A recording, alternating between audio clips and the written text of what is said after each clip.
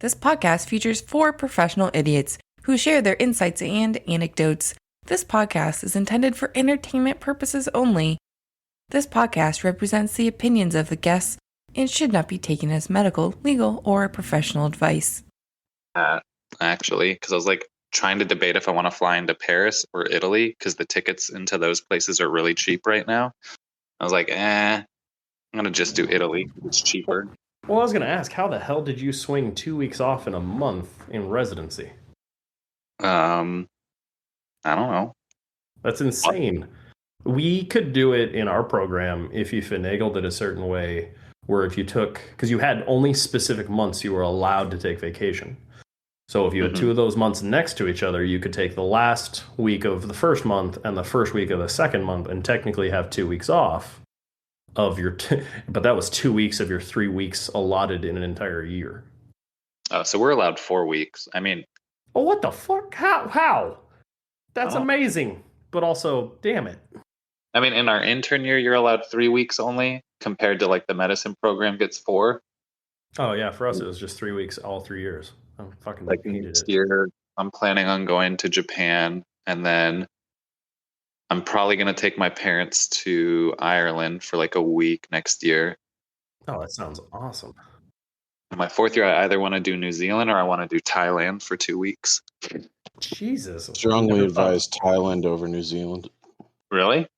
Yeah, New Zealand, those people are about as friendly as the French. I mean, it's a beautiful place, but I heard Thailand's ridiculous. See, for me, Thailand is I'm not usually I'm a beach person and I like to go swim and dive and stuff.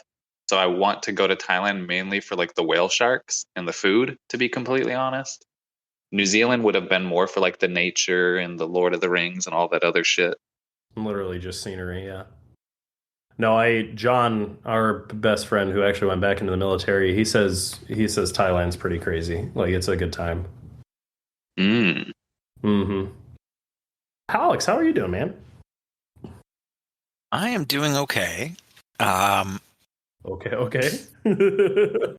right. Have you come back from the other bar?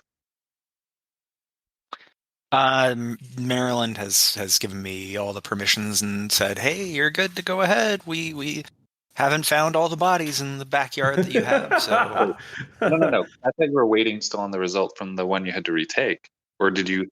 No, I wasn't waiting on results. You find out results for that the day of. I'm waiting to retake it. Oh, I thought you had retaken. Okay.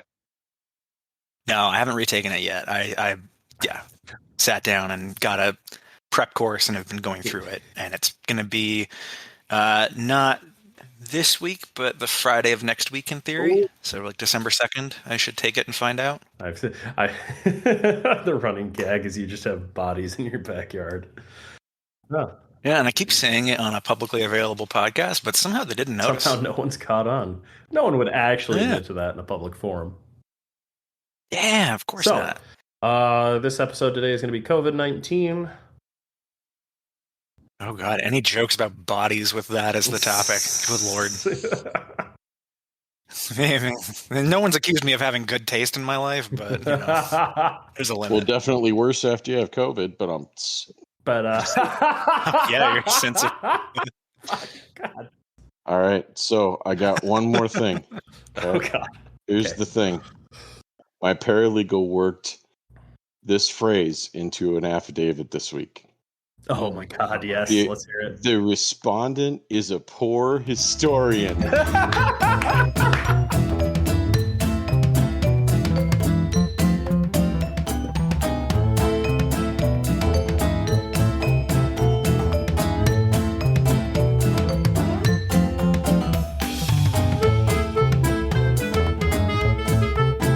Welcome back, overqualified idiots. If it's first time tuning in, this is a podcast where professionals from different fields come together to share their stories and anecdotes, fields like medicine, pharmacy, law, and engineering. Today, we have 2 doctors and 2 lawyers coming together to talk about a very important topic. My name is Dan Casey, MD. I am a primary care sports medicine specialist, and I am joined today by my brother, Patrick. What's up? Not too much, man. How are you? Just another day in paradise. Have you seen the memes that have come out where it's just like when a white person says living in paradise, it translates to throw me off a cliff wherever the nearest one is. And Actually, for me, that's the opposite. I use it ironically because I really mean it. I mean, there's nothing better than my life, so I cannot complain at all. the monotone definitely I know you, so I know that's true, but the monotone Yeah, I know. Other definitely people are makes like, boy, he's is there's he something okay? wrong with this guy. Yeah, he's Does he really need to should we talk call to it someone? he needs to call the suicide hotline. There's something wrong with him. Jesus. All right. I've already called a therapist. They're on their way. So Have you called if BetterHelp? someone knocks down your door, Yeah. BetterHelp is at your door. just a guy in glasses and tweed battering rams through your front door. So I hear you're having some problems. That's aggressive treatment. And who you hear speaking now is Alex K. JD. Well, hello everybody. How are you doing, man? I am doing pretty good. Just cruising through a legal job market that's not doing so great right now. So it's difficult finding a job, and also got to do the last bit of the patent bar to get the kind of jobs that I want. But yeah, we'll see where it goes. No, you're already approved to take it again, though, yeah? Yeah, to take the patent bar. Yeah. When does that happen? In theory, in a couple of weeks. Ooh, are you in a hole studying? Or are you enjoying some downtime? A little bit of both. Oh, yeah. Periodically in a hole studying, and then come out for a couple of days and realize, oh, there's air and green trees. Remember what sunshine looks like? Feel the sun on your skin. Very nice. Good. It's important. Mm-hmm. Pat, you should try it. Skin sunlight. It's good. Yeah. There's this thing called vitamin D that it makes. Sounds very dangerous. It comes in a pill form, man. I don't need to go outside. I just need to pop some pills. It's fine. Also in your milk, I think. That's such an American way. from now until like March, there's really not a whole lot of it. And when you go outside, it's like it hurts, it burns. Not the sun, I know. the wind. It's so cold. I remember. So I'm visiting you for the first time in like 5 years here in the next few weeks.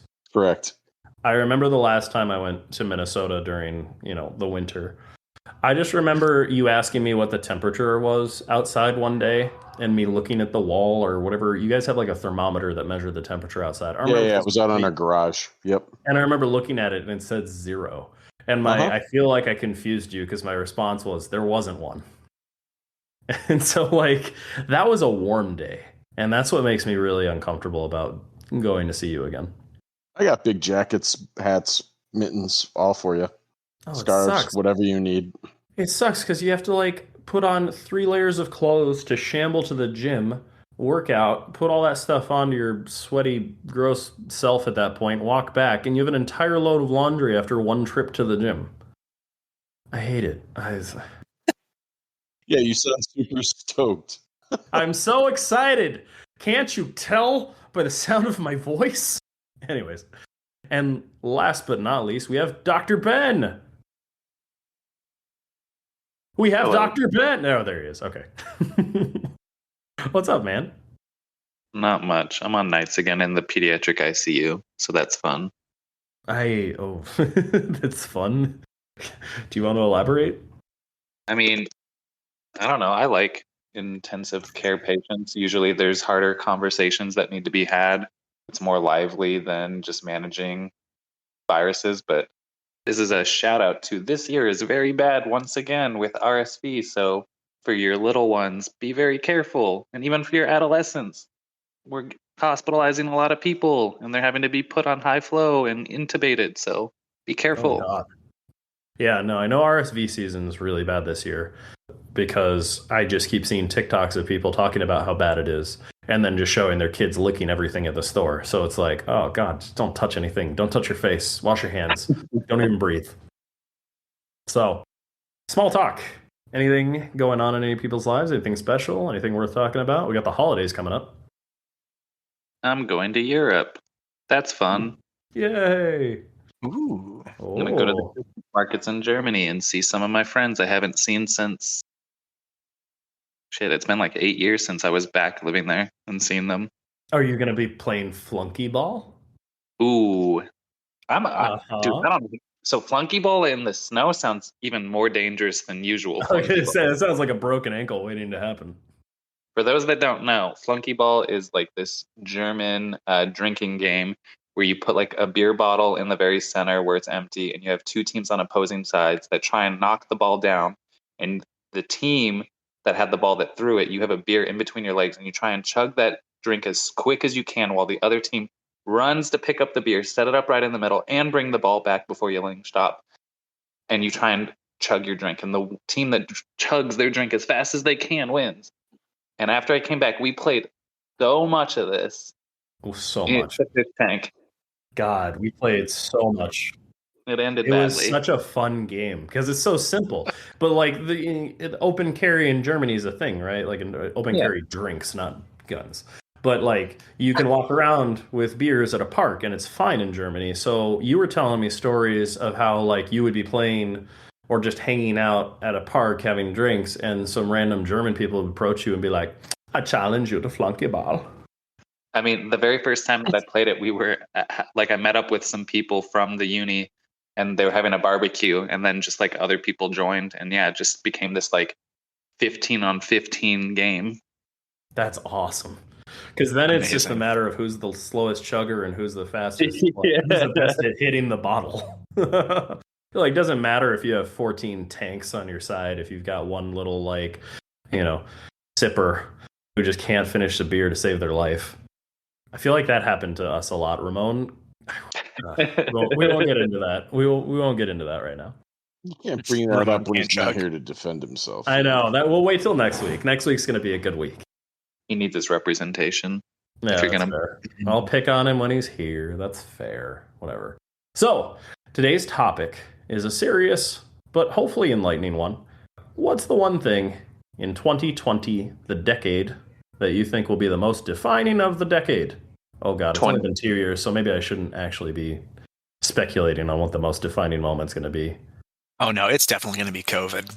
Yeah. Even exactly. the next 8 years, unless literally like democracy in the United States You've not ends. been paying attention to what's been going on in the world. Yeah. Well, That's why I caveated by saying unless democracy literally ends in major countries. Well, I guess World War III being threatened on 3 separate occasions was also a concern. I'd say arguably, democracy was halted during COVID. Well, I mean, someone might In a argue. lot of countries, yeah. There's actually, Mhm. I was taking a U.S. and international election law class, and like a lot of countries were using it as an excuse to, curtail a bunch of rights and do things. I mean, the obvious example of China, but like lots of countries were doing it. Lots of martial law. Anything a good podcast about comedy needs. So, Oh yeah. COVID-19, probably one of the most deadly. It's funny. I always wondered. I was like, why the fuck is it called COVID-19 when the pandemic was in March of 2020? Turns out that COVID-19 started probably, and this is just based off kind of the hospital numbers that came out of China, probably around September of 2019. And it was officially announced to the World Health Organization by Chinese officials, I think it was December 30th or December 31st. So it became officially known as COVID-19. So I wanted us to talk about basically the implications, the changes of COVID to our daily lives, both professionally, personally, stories that you guys had, things that you saw, things that you were worried about, and what you think COVID changed going forward. I'll actually ask you, Alex, and Pat. You guys have different, as far as you were in training at the time, Alex, you were in school, and Pat, you were practicing. I think the first thing that jumps out of my mind in terms of law was, okay, courtrooms. How do you conduct a court case? And then I saw those viral, virtual court cases. I think the one that stands out in my mind was the one where it was like a domestic violence case where the accused and the victim, the plaintiff and the accused were in the same building, and an eagle-eyed prosecutor or eagle-eyed just... It was the judge who Was figured it the it judge? out. Oh, yeah, no, it was the judge was sitting there and looked over and said, "Are they in the same room?" Yeah, not it was those words. Both of you go and show me the front of the house or the building. Yeah, they were in apartments, and they're like, go and show me the front door of your apartment right now to both of them. And the guy finally cracked. Pat, what was that like to conduct virtual court cases? How did your job change? What do you have to say about that? I think the first thing that I need to correct is it hasn't gone back, folks.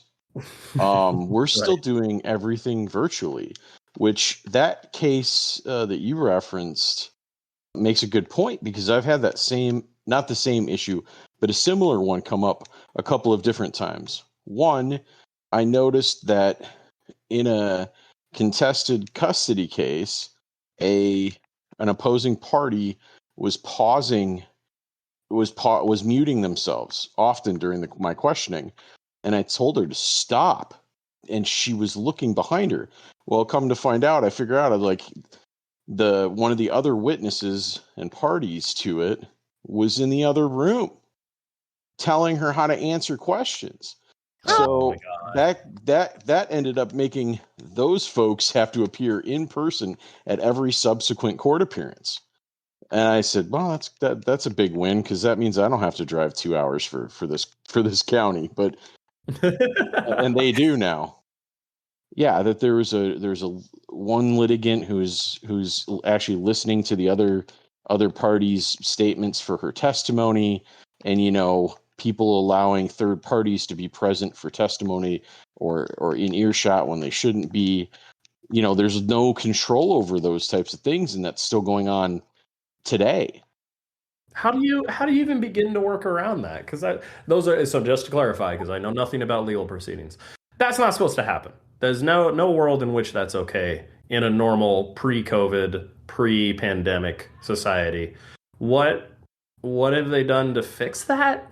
Besides having eagle-eyed judges catch things? It's my job to catch it. It's my job to call it out, point it out, make the record.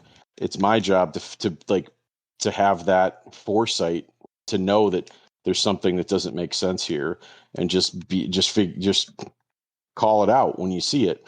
For example, there was a restraining order hearing where the mother of the adult daughter was really the impetus behind seeking a restraining order. And I asked to sequester witnesses, and literally the witness that was supposed to be sequestered was sitting next to the party the whole time. But I discovered it through cross-examination.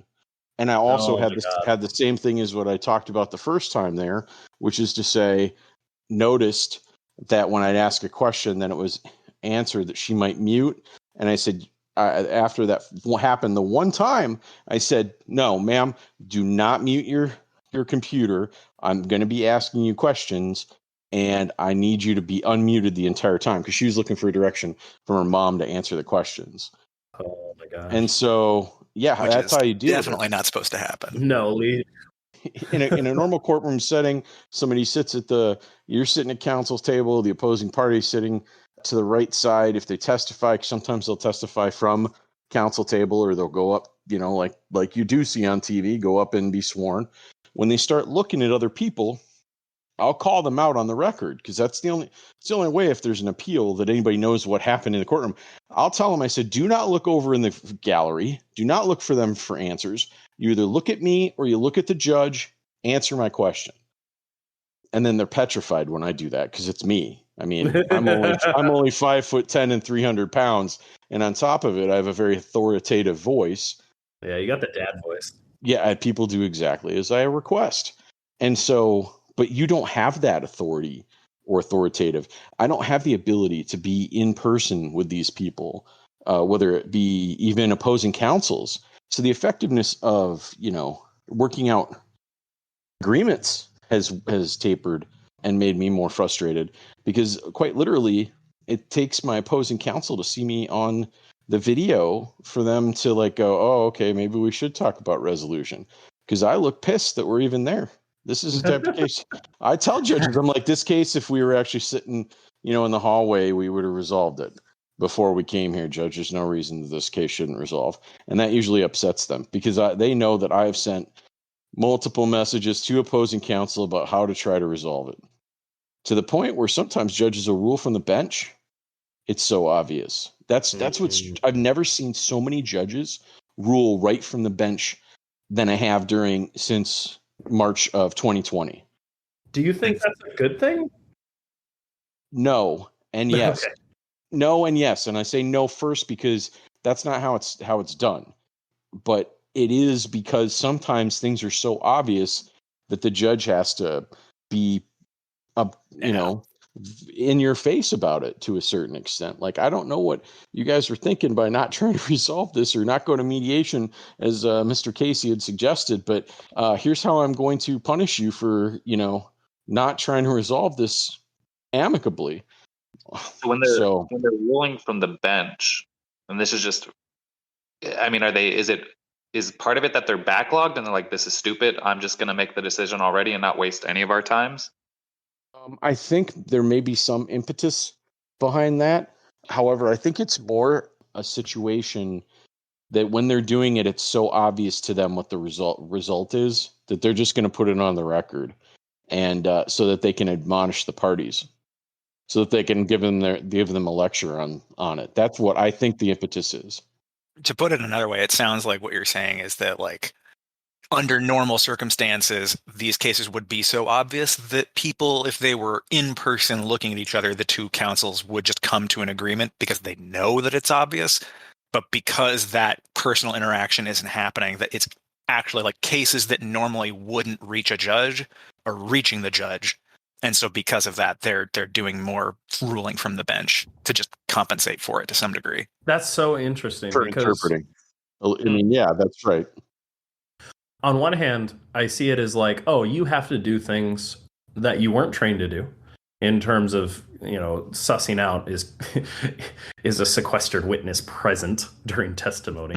You have to play detective, which that's not mostly your job. Well, it kind of is. But you're doing things you normally wouldn't in a normal circumstance pre-COVID. But then it now has the implication that it's changing outcomes. It's changing law proceedings and potentially what final arrangements or outcomes would be following a court case, is what I'm taking away from this.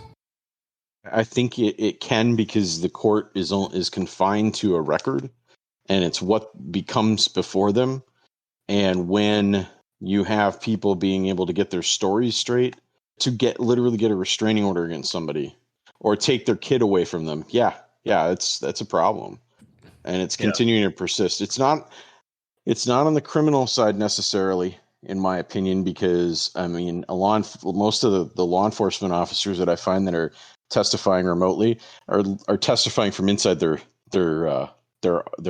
office, their motor vehicle. And so I don't feel like I don't feel like from those contested proceedings that I can't effectively cross them while they're sitting in their car.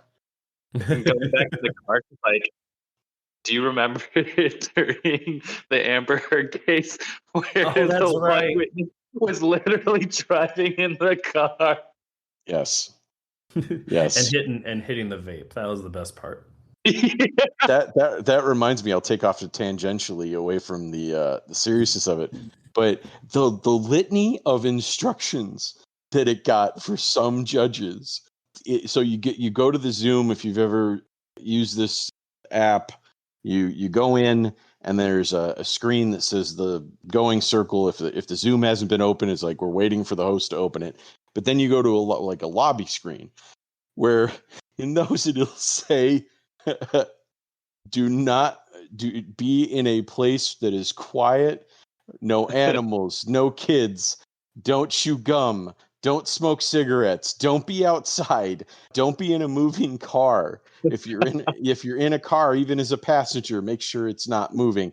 I mean, just like I just sat there and I read one of those advisories for one of the judges who obviously has had like everything happen in their Zoom courtroom.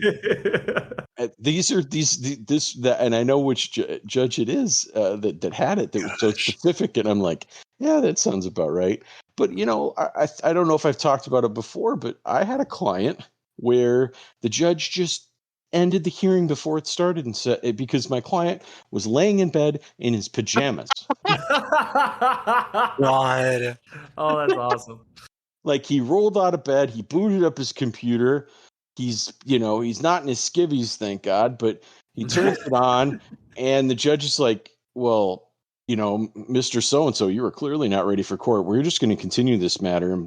And hopefully your counsel can advise you better about how to. So he throws me into the bus in this. Like it's my fault that my client's an idiot. Yeah, and I was super mortified by the whole thing. Oh my You god! go over to his house Super- and dress him? Yeah, in Wisconsin. Yeah, I'm supposed to make sure what he's wearing, 7.5 hours away from me. Yeah, no. You're not his mother, or well, I Oh guess my you're God, supposed no. to be in this case. No kidding. But yeah, I mean, it's wild. It's absolutely wild. And Oh, because we haven't gone back to how actually things have been done normally, and with a surge in numbers locally, I don't see us going back to the way it was ever again. The judges love doing arraignments where they don't have to see anybody. It's easier for them. It's easier on court staff. There's fewer people in the courtroom to bother them to keep them from doing their jobs. And yeah, there has been a backlog. They've assigned one judge in one big county to help them clear the backlog of certain types of cases. And so I expect that their goal is by 2023 sometime that the numbers are back to the normal. They're gonna push these older cases through till the point where we're at the numbers that we should be pre-COVID. So our district at least does a very good job of dealing with those types of things. I can't speak to all of the other districts, but I know that in the ones that I practice in, that is a priority to move those criminal cases along, to the detriment, of course, of all of the civil cases. But those will never get totally caught up. Most of them, 99% of them resolve without ever seeing a trial. So, Pat, I kind of got your general consensus, but I'm going to ask plain and simple. Yeah. Zoom court, thumbs up or thumbs down? Really? I mean, he's a lawyer. There's only one correct answer to this. There's an HE double hockey stick. No. Fucking worst thing to ever happen to the judicial system is putting a judge in a position of assessing credibility through a goddamn computer screen. It's just not there. It's just not there. Yeah, there's a lot of nuance that's lost. I will say, and kind of, because Ben, you were still in med school at the start of the pandemic, correct? Yeah, I was at the start. So I kind of want you and Alex to talk about what training was like, but I'm just going to backpack off of what Patrick was talking about as far as like what it was like practicing medicine over Zoom. Because I don't think there was ever a point where our clinic shut down entirely and we were 100% remote. We always had, because Zoom I don't even know where Zoom came from. I feel like Skype used to be a thing, and then the pandemic happened and Zoom just came out of nowhere. Zoom came. And it was like, oh, this is the standard now. Like, okay, I've never heard of this. All right, well, go for it. And so I will say the whole like people being in their skivvies, that happens on remote appointments all of the time. I have had at least a half dozen of like patients in their beds in boxers be like, oh yeah, let me show you this sore on my inner thigh. I'm like, sir, I am here to talk to you about your blood pressure. We are talking about your blood pressure. Like, well, should I, look at this? I'm like, oh God, all right, we'll move the camera. All right, let's take a look. God damn it. You can't say no. What if it's something serious? What if it's something that needs to go to the hospital? And none of them have given you like a creepy wink as part of this, right, Dan? Please tell me. I'm not going to say one way or the other. Oh, no. There have been some encounters that have been uncomfortable. Anyways, let's not get too That's far. a whole nother episode all by itself. That's a whole other thing, because like if you're doing those kind of exams, usually you need a chaperone. So do you have like a chaperone who's watching you watch them on Zoom? Shoot, it's recorded in some capacity somewhere. So if there's an alleged complaint, Is it though? I don't know. I have no idea, actually, now that I think about it. That being said, like, no, I can't chaperone a fucking remote appointment. I can't have my MA standing over my shoulder going, oh, yeah. No, they're busy. They're rooming patients in person. The phone appointments are usually a convenience. I will say, in those early days of the pandemic, in the first, 6 months, because there were probably about 3 months of actual residency that I was wrapping up, and 3 months of, the start of fellowship. I mean, sports medicine never really went away. I can't examine a joint over Zoom. I can't stick a needle into a joint over a phone call. My needle's not long enough. I can't reach them. That never really, like, the numbers. That's a personal problem. Yeah, my needle's not long enough. Anyways, the point is like numbers went down dramatically, but were never gone. Like there's no remote appointments for that other than to go over like imaging results. So my sort of takeaway was, yeah, medicine done over the phone or done over Zoom is god awful when it comes to primary care. Because if something actually is serious, like, oh, the patient's short of breath, well, I can't get vitals. I can't tell if other than looking at them and guessing if they're actually struggling to breathe. My end decision is still the same. It's gonna, okay, go to the ER where someone can look at you and do all the things I would normally do here in person. So for the very rare case where it was just, oh, they've got a cold, let's just treat them conservatively. Oh, that does look like strep throat. I'm just going to treat you empirically and we'll go from there. Or, hey, you're here for routine blood work. Those appointments were trash and useless. And the only thing it did was just decrease exposure numbers to some degree. I think, though, when it came to the one thing I would keep my semi thumbs up on like Zoom medicine is just going over results, which I still do to some degree. Is like I have an MRI appointment, the patient's going out of town. All right, let's just have their appointment be over the phone or over Zoom. We can talk about the results because if it's like a not concerning finding, all right, we're going to do PT. I'll get you a brace. Well, whatever, If it's something serious, all right, here's the referral to go see the surgeon. Don't walk on this. Use a crutch. Whatever the end result ends up being. Them being here versus them being remote doesn't matter. So that's the only thumbs up I can give to Zoom medicine. No, but what about, no, from an insurance and billing perspective, weren't there issues in the outpatient setting with people being in the same state or getting compensated adequately? That's why I said the only thumbs up I can give is because of the convenience. The absolute shit show that was compensation. The reason why people don't want to continue remote medicine is it's expecting us to do things with people's health and wellness and overall safety that we're not trained to do. I didn't train to be a doctor over the phone. I trained to be a doctor in person. I feel comfortable with my physical exam. I feel comfortable with my history taking. I don't feel comfortable enough to do that entirely alone and make a critical decision. That's why I like them in person. That's why I like to have vitals. They're called vitals because they're vital. They're important. And I don't get those over the phone. So, no, and when you talk about compensation, it was just based off essentially the Medicare guidelines that what a phone conversation was at the time, which was diddly. I think there were the 9944123 codes, which are like, oh, for a phone call less than 10 minutes, here's $12. For a phone call between 11 and 20 minutes, here's $20. For a phone call greater than that, meaning like 30 minutes, here's $30. And I don't know about you, 30 minutes of my time is not worth $30. So when it came to the compensation, a lot of hospital systems, even though they were forced to in many cases, were not happy. And many doctors who are working for what's called RVUs, based compensation, your productivity, were not happy. So as an absolute shit show, some insurance codes didn't translate. If you were seeing a patient over state lines, there were tons of issues there.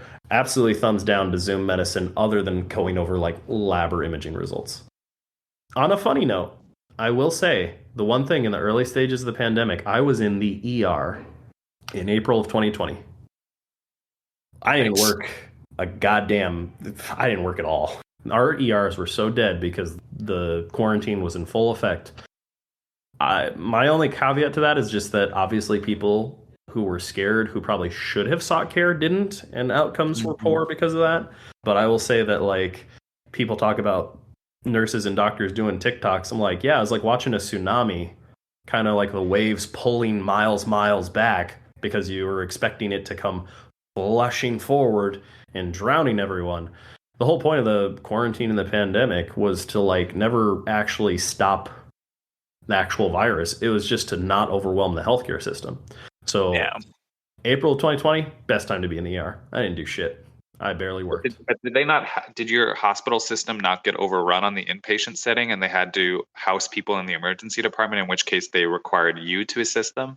Oh, we did in May and June, but April, nah, I didn't do shit. Yeah, March a goddamn bit. March 19th until May 5th, I would wake up. I might go into work for 2 hours. I might once or twice a week. May. And then I would go home and I would drink and play video games the rest of the day. And then I'd have to take trips to my favorite breweries to get more beer, when I was sober. But other than that, for like a month and a half, all I did was drink and play Fortnite or drink and play chess.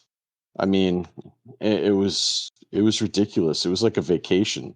Well, that's I why didn't do people talk anything. about that's why people talk about like the quarantine. I saw a tweet that's I want to say it was like July or August of 2020, and people were like, guys, everyone, I don't want to freak anyone out, but I do not remember the month of April. I was like, I've related to that so hard. I just don't. I just blinked and it was over. I just like that month didn't happen. That's not what it all was like for the school side of things, I All will right, say. well, that's a good segue. So let's start with you, Alex, since we kind of went law first on the work side. What was the training changes and schooling changes for you like in response to the pandemic? Well, we all re-enrolled in something called the Zoom School of Law, is the running joke. No, it varied dramatically by the law professor. So some professors would have requirements about like obviously like keeping yourself on screen, like actually having your camera turned on, things like that. Which at first a lot of people complained about and were like, why do I have to leave my camera on? My room might not be right, blah blah blah blah blah. Blur your background. Yeah, yeah. Blur your background, do something like that. People didn't know how to do that yet. This was like April, like right after the start. Because everybody was trying to figure out like, how do we do this? And then there was always that one douchebag in class who had like some like weird meme thing in the background of his image, and it was just how it was. That was the day where people barely knew how to host a room. Yeah, seriously. It was always entertaining, but for the most part, like my school did a very good job of making it just kind of happened. Like they took advantage of the time during spring break, and over the course of spring break, we went from entirely in person to entirely remote for almost, I think, all of the classes. For all of the law classes, for sure. I don't know if any of the other classes at the university changed, but all the law classes 100% online. Everybody was doing that. Some of the professors also kind of, I mean, I don't want to be mean, like went a little downhill in part because they were like, I'm not on camera. No one's looking at me. I don't give a fuck anymore. I had at least one professor who was super bright and happy when she was at the campus. And as soon as we went online, she never turned her camera on and was like dead inside and just like pushing through the fucking PowerPoints to get us through the end of this and clearly to get herself to the end of it. Oh, that's the worst when it starts to affect the people training. Oh, yeah. Oh, no. Yeah. But, like, I didn't blame her. And it was also, like, the last month before exams. And really, like, the real drama was something else entirely. Like, the class turnover was fine. Like, the professors mostly made it work. It was just a matter of, did you read the material or still continue to do the work? If you continued to do the work at home, it really wouldn't have changed substantially how well you performed on the actual exams or anything like that. The real drama for all the law schools was deciding how they were going to do grades after that. Oh, right. I remember because you said they were like, your school put it to a vote. Well, no, that's oof. So they put a vote out and then they didn't follow what the vote said. Oh, okay. Because they were trying to like figure out what the consensus was, and then the dean of the larger university, not the law school itself, but the actual university, basically came in and said, no, that's not how we're doing this. We're doing it this way. And they were like, okay, I guess. We have ABA requirements. I don't know how this is going to work. And then everywhere else started to go pass-fail. And ours kept a weird hybrid system where you could elect to go pass-fail, or you could elect to go for grades. Which is weird in a system that is curved. Yeah, I was like, wait, how does that work? Yeah, exactly. And basically, it just turned into a shit show on that front. They gave us permission, like they talked to all the law firms in town, apparently, for that summer, and basically told all of them, we're going to tell our students they can put the better of their spring or fall class ranking and shit like that on their resumes, and you all are just going to eat it and do that and have that be okay, because shit's crazy. And apparently they got all the law firms to basically agree that that was fine. So crazy times come up with crazy resolutions. So I got a question for you. Yeah. And I'm going to ask Ben the same question. I feel like medicine and law has this, at least history and reputation of being very cutthroat. Do you think the Zoom School of Law made things less, more, or didn't change the cutthroat nature of training in your experience? I think it made it less cutthroat, in part because of all the people who switched over to pass-fail in the first semester. After that, it was no longer pass-fail. After that, it was full grades for everybody, no matter what. Oh, so for a split second, people were like, oh, okay, all right, I'm running my own race. And then back to fuck you. Honestly, I'm gonna though, rip pages out of your notes and set your house on fire. And it's kill your pretty dog. hard to tell what other people care or think about you through Zoom. And for me in particular, so I was at the campus for the first semester of law school, basically. And then half of the second semester, and then for the entire 2.25 years thereafter, I was online, and for a year of that, I was out of state. Oh, damn. A ton of people did the same thing, where they just kind of went home to live with their parents so that they didn't have to pay rent, and then just did law school from home. Do you feel like that impacted your quality of education? I think there are definitely areas of the law that were more impacted than mine by a lot in terms of the quality of clinics or other things that people could do. I will say, and maybe I'm biased or whatever else, but the USPTO and the federal government more broadly, as far as any of the stuff that I interacted with, did a pretty bang-up job of just making the whole thing seamless. And the USPTO has been moving towards an almost entirely electronic system for a while now. So this was just the extra kick. But basically everything worked without a hitch and was mostly fine. And interviewing clients to talk about their patents or their inventions was basically fine. There was no reason that we had to do that physically in person. And a lot of the time having the computer there so you could reference drawings or figures or document information, it just worked. It just worked really, really well for us. Yeah, so your specific area of law, I can't even, I'm trying to picture a world in which Zoom School of Law would negatively detriment it in patent law. I'm having a hard time struggling to even think of, what can you not do remotely there? The PTO does everything through an electronic filing system these days. So literally anything you can do online. And from what I've heard from others, and I have a friend who works as a examiner now at the PTO. Most of them work remotely now too. Almost I think it's some crazy 90+% rate of examiners work at home now. All right. So Zoom School of Law, thumbs up or thumbs down?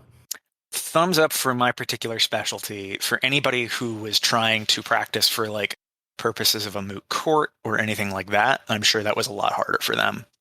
All right. From the guy retaking the bar, thumbs up. Noted. Retaking the patent bar? I passed the regular bar the first time, you fucker. People don't know the difference. You have to say you passed the bar the first time. Yeah. The bar. I know. I'm just messing around. I'm just giving slander. you a hard time. Right there. It is slander. It is actually slander. Dan expected. Is it actually slander? No. I'm hold on. I don't know law. You can't throw these terms at me. Actually, it would be slander if you published this. Actually, I'd definitely be liable if you published this, and it somehow negatively impacted any of my prospects. As it stands, I have no damages, so no. But if anybody ever listens to this podcast and thinks less of me as a man because you said these words, Dan, expect a lawsuit. Not as a man. You got to watch that. That won't age very well. I would say as a lawyer, as a person, as an attorney. There you go. Let's use our words carefully, wordsmith. Of the 30 people listening to this podcast, hire him if you're going to. Just spare me the lawsuit. All right. Well, Dr. Ben, how was the last year of your med school training during the pandemic? Was it the last year or the last year in 3 months? Last year in 3 months or so. Okay, so your third and the back quarter of your third year of med school. So pretty much all of your clinicals. Pretty much. Not all. A good chunk of it. So we were at least first working. They were still having us go into our clinical rotations at different sites. They started to pull us as the wave started to happen. But right before they pulled us, I actually got COVID for the first time. because I've had it twice. Oh God. Yeah. That's like when it was scary. Yeah, and like I mean with my lungs like history, it was a lot worse. So I was presenting at a conference in the ski resorts in Colorado. Well, for context, when was this? Like what month of the year, out of curiosity? I'm trying to think, like it was either in March or April, to be honest, if I'm remembering. And Oh, I'm surprised you had a conference going on. That's I crazy. want to say it was the beginning of like March or so. Okay. But Colorado, like we didn't really have that many cases early on. But then we got a notice via email that like, hey, like someone was sick with COVID, or there was someone who got tested that was positive. And like I started to have symptoms like the day before were like shortness of breath, just fatigue, myalgia, headaches. And I was like, ah, shit. First effects like probably lasted a good like week or so, like just extreme shortness of breath. Like I was getting short of breath just walking up like 15 flights or 15 steps or whatever from, because I was living in a basement. 15 flights. Yeah, Wow. 15 steps. 15 steps, not flights. But I was getting out of breath just to fill my water up and then go back down. And I mean, I had like lasting COVID effects for a few months after that. But they pulled us pretty quickly. I would say like once cases started to rise. And it was kind of weird because I think I only needed one more month or so, or 2 more months. And in your third year, you're doing shelf exams. So there's really not much like teaching. Oh, that's There's right. not much teaching in the classroom. But the problem that arose was like now people were taking shelf exams in their own homes, which is just like for people who have like test anxiety and like other things already, it's just like this is just a mess. We had to like take these exams and everything just in the setting of our home. So it was a little weird. But like the teaching aspect, I feel like didn't really impact as much. It was just we weren't in the hospitals. We weren't working with patients as much. Yeah, do you feel, I mean, that's where third and fourth year differ from being in a lecture hall like the first 2 years. I feel like in the clinic, when you see a patient, when you see the symptoms, when you see the exams, that's where you like build those long-term patterns. You build the boxes in which you fill your like criterias with. That's how I felt I did. I went from being an average to below average like med student my first 2 years to basically playing catch up my second 2 years of my clinicals by actually really working hard at that. Do you feel like that impacted you in your learning, or were you good with the book learning? I mean, so when I had come back after my medical leave, I felt like I was a little bit better with my books. I mean, like in the grand scheme, like I only had like 2 months of a rotation that I needed before I would have went into my board studying. So I had I all see. of my cores, everything had already been going on. And then like honestly, after we were only out of maybe the hospital setting for maybe 2.5, 3 months max, because essentially the school came to everyone and was like, hey, if you want to sign waivers, essentially go back, like let us know. So there was a huge discussion, and after about like maybe 3 months, I think it was, we started to go back into the workforce, and it was a little unsettling. But I mean, Well, hold on, wait a second. Sign a waiver. Is this one of those Jedi mind trick things where in like, you know what I'm talking about, medical rotations where like the senior residents or the attendings are like, well, good med students, they stick around till after hours. You know, the average med students go home at their regular times. Did you get that vibe when they're talking about signing waivers? You're paying to be there. So how much risk are you incurring? I think it was just more that everything was new, and I think it was only really at the beginning where people were wanting to help and volunteer and do other things when we were pulled, and that's where people were allowed to sign waivers. When they told us we're going back to rotations, it was pretty much like you're going back. I don't know if there was anyone that felt uncomfortable and then had like other reasons where they said I don't feel comfortable going in person, but I mean overall, Yeah, if people have like long-standing health issues, that makes sense. I was going to say the last 3 months of my residency, we did not have students in the clinic at all. All of family med, I think it was basically March through June. It was like, all right, well, they're about to, move on to the next thing anyways. They can do family medicine over Zoom. I know that I did a rotation. I did ears, nose, and throat, and then ophthalmology basically over Zoom appointments. So I'd have 4 appointments in the morning, and then the doc would be like, you can go home and do whatever you want for the rest of your day. Because clearly an ENT doctor is not seeing a lot of people during a respiratory pandemic. yeah, I mean, for me, when I think back, I don't think it was impacted in the sense of my exam skills. I think where it got impacted was how we took exams, because it pushed everyone's board exams back. People's board exams that they had been studying months for were getting canceled like a week or so before. And then they're stuck. Oh, that's They're right. stuck completely. Like, what am I going to do? Like, now I'm going to have to restudy. So that was the biggest issue that it caused, where I had to take one exam. I had to take one exam in Phoenix, and I had to take one exam in Tucson. That's right, because that's after your third year, so that's your step 2. That's the step 2 where there's a clinical, like you go somewhere. There's one of 6. No, we didn't. No, that was canceled for us. That was one of the good things. Yeah. So I had to take 2 Oh, because okay, so I take the DO one and I take the MD one. I take STEP and I take complex. Oh, well, that's true. So I had to take it in 2 different locations because mine had been canceled. So that was really annoying. But I think where it really impacted me from the 3rd year, 4th year medical school perspective is the availability of rotations and sites that would allow students to come there.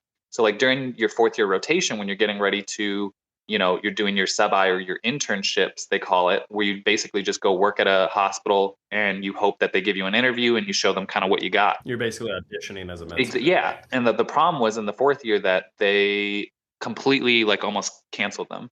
If you weren't affiliated or if you weren't living in the state, then they weren't allowing you to do it. So that really hurt. If anything, I think that year when everyone was applying and doing virtual, because that, again, my year was the first year that we did virtual interviews for residency. So, oh, that's right. That was the year we did virtual interviews for fellowship. That's right. I completely blacked out about that. Which, I mean, I'll let you speak to that in terms of your experience, because my experience, I felt like I never got a good handle on who a person was over a computer 100%. screen. I mean, like, that's where, again, so we're not getting rotations that we need. We're not, and then that's impacting how we potentially can get our residency spots, because as DO medical students, I mean, things have gotten a lot better over, the last like 10, 20 plus years, but I still believe that, a lot of individuals, I mean, your interviews are based off of 1, like how your scores are, and 2, how your rotations are and the letters of recommendation that you get. So if you're not getting those, then that's just hitting you.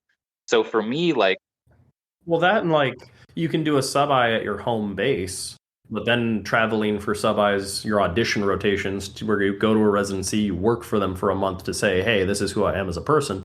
Do I fit in? Do we have both are auditioning, so to speak. The program is showing what they're, have to offer in terms of training and education. And then obviously the med student is trying to be like, hey, this is what I, am about. And that's how you really get a lot of matches that are out of state or, from different locations. And so you just take that human factor out of it. How the hell, a job interview over remote, over a computer, how do you get to know somebody if you don't have that work experience? There were pros and cons to this aspect. I think the training aspect, I think there was a lot of issues where you're not getting the rotations. Like I said, from this perspective of interviews now, I think there were pros and cons again. The pros are you're saving a lot of money. I mean, there's people that I know that were in prior years taking out extra loans to travel to locations for their audition, to travel to locations for the interviews, and then you're having to stay there because, of course, in medicine, nothing is compensated with that. And then you're paying people to read your applications and hopefully get an interview. You don't get an interview, you may get one. You pay to submit for consideration. So to me, like, it was nice. We're like, yeah, I saved thousands of dollars. But I do think that I saw it impact other people. And I think it, to some degree, probably impacted myself, where like, I feel like I interact and can get a better vibe of people in person, as I think most people can. And to me, like, the fact that your interview is going to be judged on, like, what's in the background of your interview on the screen? Do you have a good camera? There were some people that were spending hundreds of dollars on like those new lights and new cameras and microphones and everything, because of course, like, you're interviewing for what your training is. Your image. That's wild to me, because when I did those interviews on the other side, on the flip side for the fellowship, it was very much I just tried to ask pretty open-ended questions and just see how they responded and see if they were like an engaged, interested person. And you can only get so much of that over a screen. kind of what Pat's saying in terms of like, oh, well, can a judge really suss out? How'd you phrase it, Pat? You said, can a judge determine credibility? Yeah, the same can be said in terms of interpreting somebody's interest levels and how much they care about. I mean, don't be wrong. I could pretty easily tell when somebody didn't give a shit and they like answering pretty generically, but you don't get a good feel for a person. So I imagine on the flip side of that, it doesn't feel much better. Yeah, I mean, it is what it is, and we're in a weird situation, I think, with this, because just like, you know, how Pat was saying, like, he doesn't think it's going to change. I really don't think it's going to change. And I can't say if it's for better or for worse, because they've talked about, okay, well, do we want to do a hybrid where like there's some people who can come in person, there's other people who can just do it over Zoom. I think, honestly, it's hard to say, because I think it's important to save money. I think there needs to be something with that to be considered in this decision. But there's like a tangibility of in person that's lost there that I think, unless you did a sub-I and an audition. Is someone going to be looked at better and like, oh, they're more interested in the program if they paid and took the effort to come out here? Whereas like, right. I feel like the numbers, I don't know if anybody's looked at the numbers yet, but I bet you that 2021 cycle, I bet you that would have been a record. I haven't looked at the numbers, but I bet you that's a record of like programs taking their own, because then they know that person, they have that experience. And that was a whole other issue where like, I mean, you still see it nowadays, I think, where programs feel more comfortable taking their own. And I understand that it's retention. They're comfortable with them. People know them. I think the other thing that really, dude, it was so bad on Reddit and some of these forums where people were, so like, okay, in your year when you got to travel, you of course you picked and choose the locations you actually wanted to interview with and wanted to make sure that you interviewed at a fair amount. Whereas when it's online, man, there were reports of people on Reddits for different specialties where they had 30 plus interviews, okay? And they were hoarding interviews. They were hoarding the interviews, which then prevents individuals who, let's say, maybe have less favorable scores, maybe didn't do as much research, any other factor where during a regular year, that person who had those 30 interviews would have been like, well, I can't go to all 30 of these, so I'm just going to get rid of them and give them up to other people. Whereas now people were interviewing. They could just you could hoard them and go to any amount of. There was one person I know, and this was in 1 week, they had gone on 2 different days, 3 interviews. So they went to 2 interviews one day and then an interview like the other day. So it's just like there were people that were just able to do that. And then their rank lists were like 20 to 30 programs, right? And you don't necessarily need that many. Depending on what you're going into, sure. But caused some people that I knew, unfortunately, where they had good scores, in my opinion. They, were good in their class rank. They did enough extracurriculars where any other year they would have been fine. And unfortunately, in that year, it's a numbers game. If you don't have enough interviews, if you're not breaking more than 5 interviews, and usually the lucky number was like in prior years, if you have like 8 to 10 or something, you'll be safe. In my year, it was more like if you had 13 to 15, you had more than a 99% chance of matching, which I think there's pros and cons to a lot of the things that happen in medical education and training, especially as you go into residency right now. I don't think my residency training altogether has been impacted too much. I go to work, whatever, I put a mask on.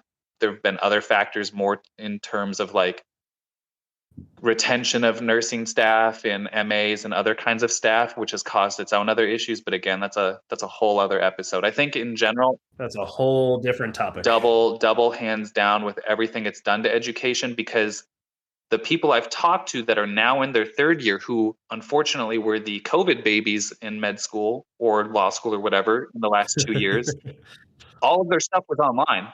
And when I talked to them, unfortunately, I think it bit a lot of them in the ass, because when it's all on Zoom, everything's online. And then you take into fact that step 1 is pass fail now. People took it more relaxed. And in the end, it resulted in more people having to retake.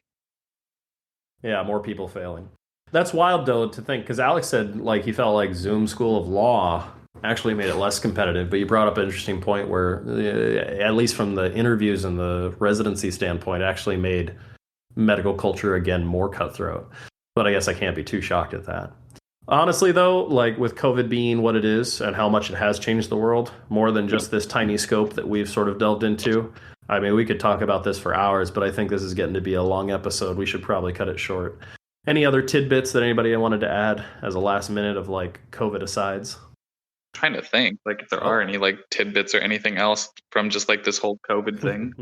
Last minute COVID stories and things.